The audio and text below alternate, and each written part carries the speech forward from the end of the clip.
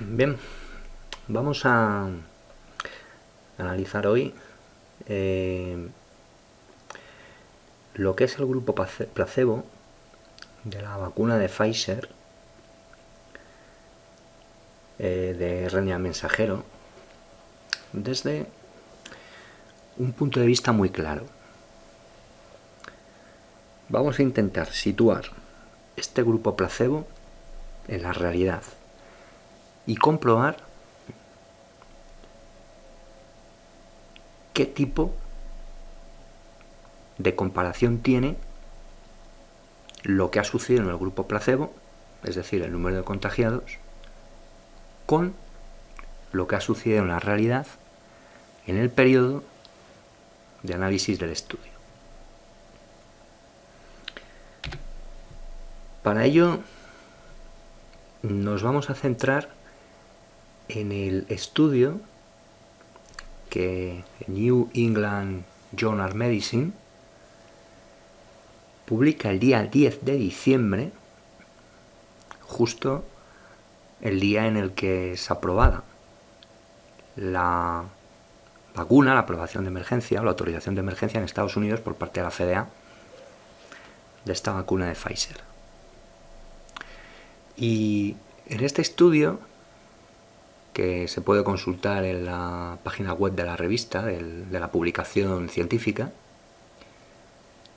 hay una serie de parámetros, una serie de ítems que a nosotros nos van a servir para intentar establecer esa relación, ¿no? Esa comparación. El estudio comienza el 27 de julio de 2020, es decir, las primeras vacunas, la primera dosis de la vacuna, de la fase 2-3,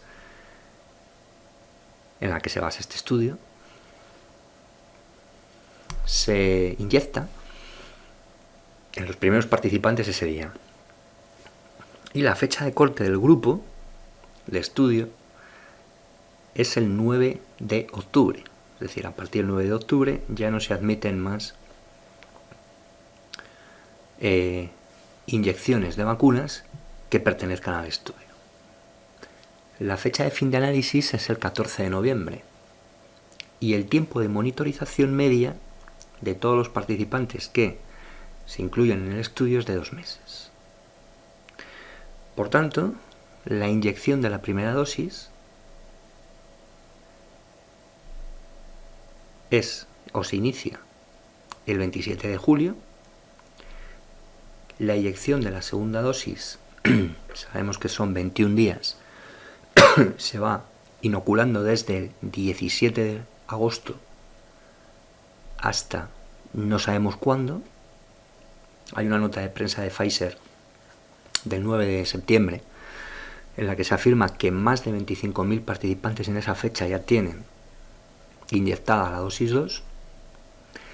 Hay una exclusión de control de 7 días, es decir, no son válidas no son válidos los estudios de aquellos participantes que han contraído la enfermedad, la COVID, desde el inicio de la dosis 1 hasta 7 días después de la dosis 2, y el fin de monitorización, además de otra serie de variables que no vamos a entrar en ellas porque esto no es un análisis técnico, ni mucho menos, ni pretende serlo, simplemente es un análisis de los datos, y el fin de la monitorización con 2 meses de media, según nos indica el estudio, desde la dosis 2, por lo tanto es desde el 16 de octubre hasta el 8 de noviembre. Todo esto lo podemos comprobar en el artículo que publican Seguridad y eficacia de la vacuna mRNA COVID-19 de Pfizer. Se publicó el día 10, lo que pasa es que aquí está actualizado probablemente el día 30, y los datos los podéis ver aquí.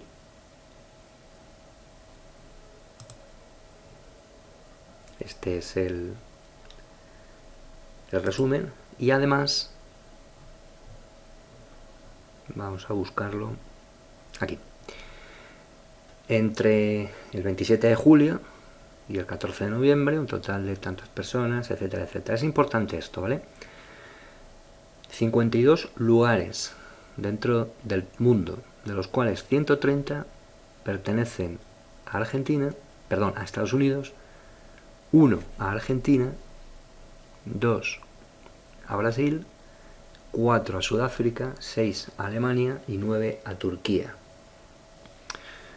Haciendo la salvedad que el 76% de los participantes pertenecen a Estados Unidos, el 15% a Argentina, pero solamente de un lugar, de una localización, el 8% a Brasil únicamente de 2, y el resto, los 2%, el 1%, Sudáfrica, Alemania y Turquía. Bien, este es el dato, ¿no?, del que partimos. Si tenéis más interés podéis consultar perfectamente el estudio.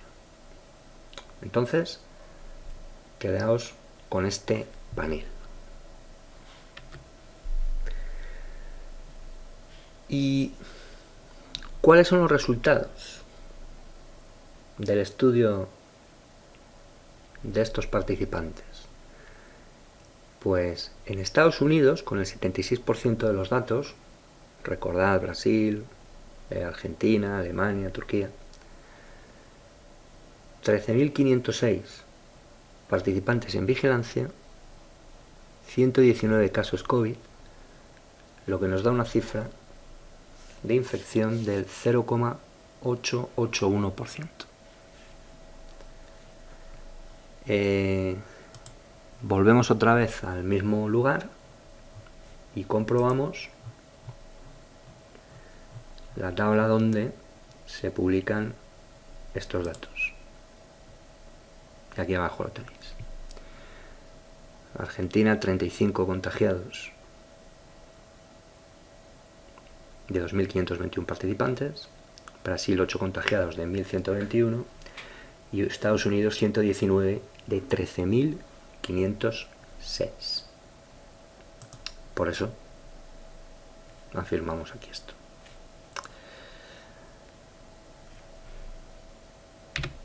Comparemos ahora, o intentemos comparar con la realidad.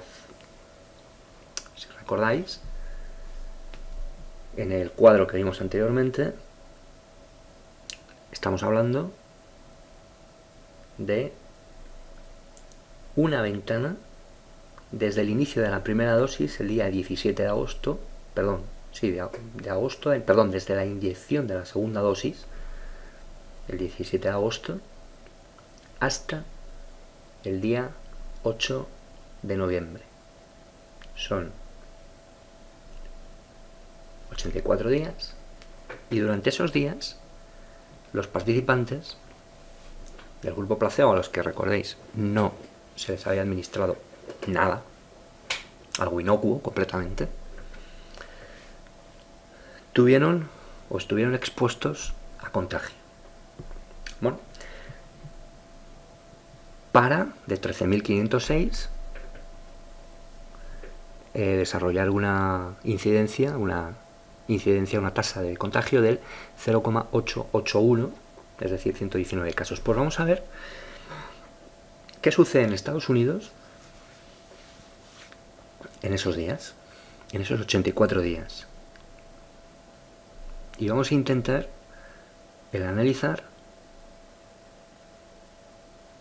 cuál es la tasa de contagio de Estados Unidos.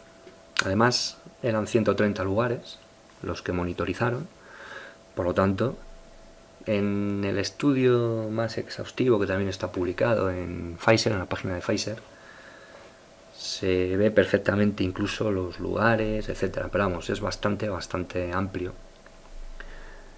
el muestreo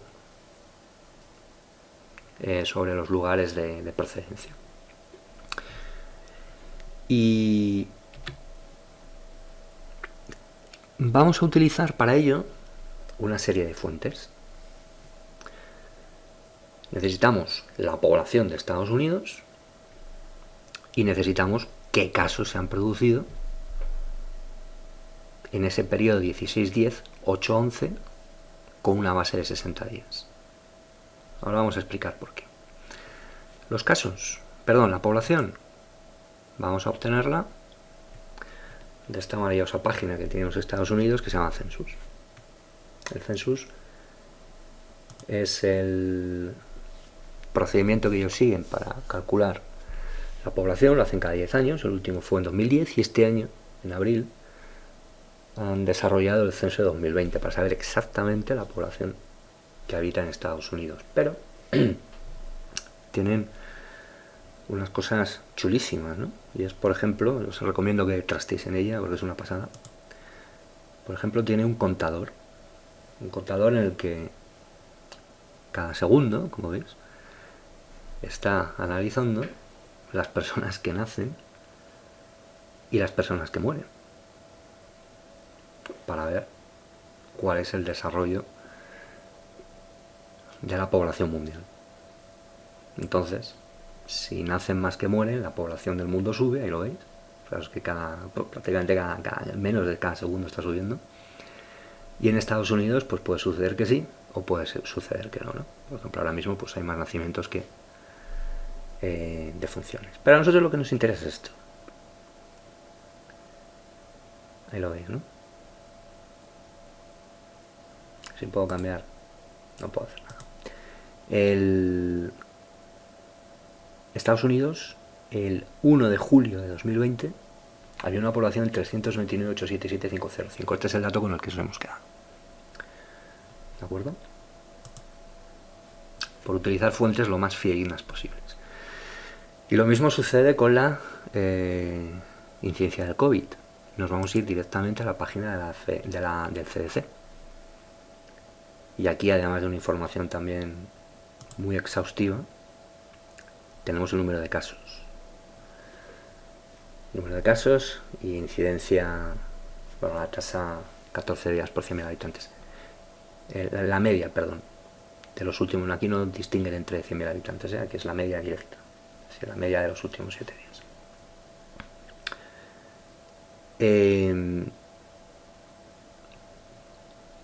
Claro, nosotros lo que hacemos es descargar este archivo y trastear con él.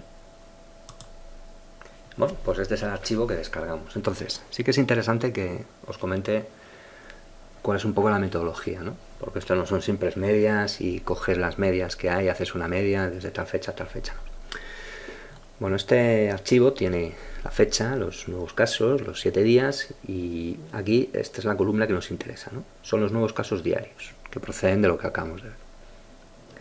Bueno, pues estos nuevos casos diarios, como veis, hemos iniciado nuestra serie precisamente el día 17 de agosto. Y lo que hacemos es nuevos casos diarios y aquí, en esta columna, lo que hacemos es ir sumando. Por ejemplo, desde el 16 de octubre hasta el 17 de agosto. Es decir, los casos que se han producido en estos intervalos de fechas. Es decir, es una suma. ¿Para qué? Para saber exactamente de cuántos casos estamos hablando en todo el intervalo de tiempo que vamos a evaluar. Por lo tanto, el 16 de octubre es el primer día en el que se cumple el primer criterio de monitorización, que son los 2 meses. Como la media es de 2 meses, los que empezaron a vacunarse el día 17 de agosto terminan aquí. Teóricamente esto ya no nos valdría para nuestro estudio, ¿no? Porque ya han pasado de la media de los 2 meses. Pero los que han empezado, por ejemplo, el 23 de septiembre, continuarían hasta la fecha de corte, que es el 8 de noviembre. De tal manera que lo que hacemos es coger como medias, podemos coger cualquiera, pero nos parece muchísimo más exacto el coger la media desde el 16 de octubre hasta el 8 de noviembre. Claro, aquí tenemos que establecer otro factor de corrección, porque hasta aquí son 2 meses. A partir de aquí ya empieza a subir, ¿no? 61 días, 62. Por lo tanto, lo que hacemos a esta inicial media, lo que hacemos es introducirle un factor de corrección muy sencillo. Hemos dividido la cantidad de contagiados acumulados, cuidado, acumulados siempre, desde el día 17 de agosto, la dividimos entre los días que han pasado desde el 17 de agosto y lo multiplicamos por los 2 meses, por 60. ¿Vale? Aquí lo tenéis. Y lo que hallamos, por lo tanto, es la tasa de contagio en ese día. ¿De acuerdo? Es decir, en ese día siempre 60 días hacia atrás. Aquí no sucederá lo mismo. Por eso dividimos entre 62, multiplicamos por 60 y la tasa de contagio es mayor, ¿no? Pero es mayor porque va aumentando. Ese contagio, si el contagio fuese disminuyendo, la tasa de contagio sería menor, ¿entendéis, no? Y así hasta el 8 de noviembre. ¿Vale? Aquí lo que hacemos es dividir entre 84, lógicamente, y multiplicar por 60. Y nos da una tasa de contagio respecto a la población de los 329 millones y pico del 0,986. Bueno, pues fijaos qué cosa más curiosa, ¿no? Aquí nos va saliendo esta tasa de contagio. Y luego lo que hacemos, todavía para obtener otra media más exacta, es sumar todas las tasas de contagio desde el último día, desde el 8 de noviembre, del que termina nuestro análisis, hasta el 16 de octubre, que es el primer día que el primer vacunado cumple los 2 meses de monitorización, y hallamos una media de estos, no sé cuántos días son, parece que eran 24 días. Y de aquí obtenemos esta cifra. ¿De acuerdo? Si no ha quedado claro, me podéis consultar perfectamente. Es una forma de ponderar muchísimo más que lo que es una media normal, una media tradicional. ¿Y qué datos tenemos? Pues esto que habéis visto en el Excel es un poco el resumen. Hasta el 8 del 11 hay una tasa de contagio, es decir, el número de infectados. En ese periodo, recordad que el periodo es desde el 17 de agosto hasta el 8 de noviembre, pero en base 60, ¿vale? Para calcular esos 2 meses que nos habla el estudio de la media de seguimiento y monitorización que han tenido todas las personas que han sido vacunadas de este grupo placebo. Y si hacemos esa división entre esos 24 días, entre el último día, el último día en el que cumple 60, aquel que se vacunó el primer día, el 17 de agosto, y el último día del estudio, el 8 del 11, tenemos una media de 0,871.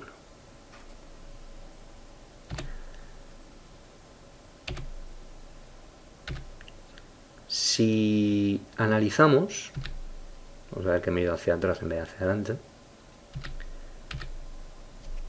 los datos que teníamos anteriormente, nos encontramos con que el grupo placebo de Estados Unidos, esos 13.506 participantes que tuvieron 119 casos de COVID, se contagió el 0,881% de los participantes de la muestra. Y resulta que en todo Estados Unidos, en el periodo de monitorización, con los factores correctores que hemos introducido para hacerlo todavía más real, más fidedigno, resulta que se contagió el 0,871%. Aquí le falta el simbolito del porcentaje. Nicolás Rodríguez siempre habla, ¿no?, de la fascinación de los números de esta pandemia. Pues yo ya no sé cómo definirlo, sinceramente. Porque si esto os ha parecido sorprendente, porque puede ser una casualidad, o podéis decir, bueno, es que si estás estudiando el mismo periodo no es raro que coincidan los valores. Sí, pero entended una cosa. El grupo placebo está siendo absolutamente monitorizado, es decir, hay todos aquellos que tuvieron COVID fueron testados y fueron descubiertos, porque cada semana se les está haciendo una prueba. Pero es que en el mundo real eso no existe. En el mundo real, ¿cuántos casos se nos están escapando? ¿Cuántos asintomáticos hay? Porque en el grupo placebo todos los asintomáticos que al final estuvieron contagiados fueron descubiertos. Y en el mundo real eso no existe. ¿Cuál hubiera sido lo lógico? Lo normal.